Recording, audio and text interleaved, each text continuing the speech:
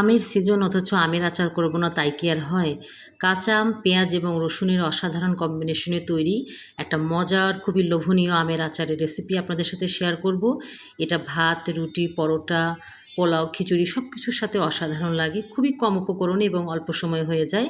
এখানে আমি ১ কেজি পরিমাণ পেঁয়াজ নিয়েছিলাম এবং এটাকে জিরি করে কেটে এর সাথে ৩-৪টা রসুন কোয়া, দেশি রসুনের কোয়া বের করে এটাকে একসাথে রোদে দেখিয়ে দিয়েছি ১ দিনের জন্য পুরোটা।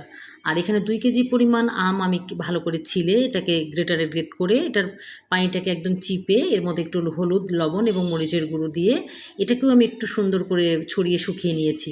এটা আসলে দুইভাবে করা যায়। পুরোটা উপকরণ একদম শুকিয়ে বয়ামে দিয়ে সরষার তেলটা একটু গরম করে হালকা ঠান্ডা অবস্থায় দিয়ে রোদে দেখিয়ে করা যায়, এবং এটা যেটা আমি করছি চুলায় কড়াই সেভাবেও করা যায়। তো আমি একটু অল্প সময়ের মধ্যেই করে নেওয়ার চেষ্টা করলাম, কারণ আমার এটাই মনে হচ্ছিল খুব একটু সহজভাবে হয়ে যাবে। তো এখানে কড়াইয়ে আমি ১.৫ কাপ পরিমাণ সরষার তেল নিয়েছিলাম, হাফ চা চামচ পরিমাণ পাঁচফোড়ন, ১ চা চামচ পরিমাণ কালো জিরা, এবং প্রথমেই আমি একটু তেলটাকে গরম করে নিয়ে এর মধ্যে পেঁয়াজটাকে দিয়ে দিয়েছি এবং এটা হালকা একটু নরম হবে, এবং এরপর দিয়েছি আমি আমটা।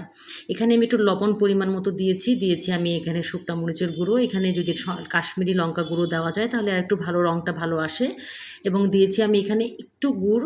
এটা দিলে টেস্টের ব্যালেন্সটা ভালো আসে, গুড় না থাকলে একটু চিনি দিলেও হবে।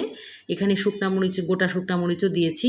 তো এরকম সুন্দর সুন্দর আচারের রেসিপি দেখতে চাইলে শান্তাস লাইফ অ্যান্ড থটসের যে চ্যানেলটা একটা সাবস্ক্রাইব করবেন এবং বেল আইকনটাকে বাটনটাকে প্রেস করলেই আমি খুব সুন্দর সুন্দর রান্নার কিছু রেসিপি আপনাদের সাথে শেয়ার করবো, যেটা কিনা আপনারা সহজেই দেখতে পারবেন। এবং ভালো ভালো কমেন্টস করবেন, আমার পাশে থাকবেন। আশা করি এরকম ভালো ভালো কিছু ভিডিও আমি অবশ্যই আপনাদের সাথে শেয়ার করব। খুবই কম উপকরণ এবং খুব অল্প সময়ের মধ্যেই ঝটপট কিছু রান্না অবশ্যই শেয়ার করব আপনাদের সাথে।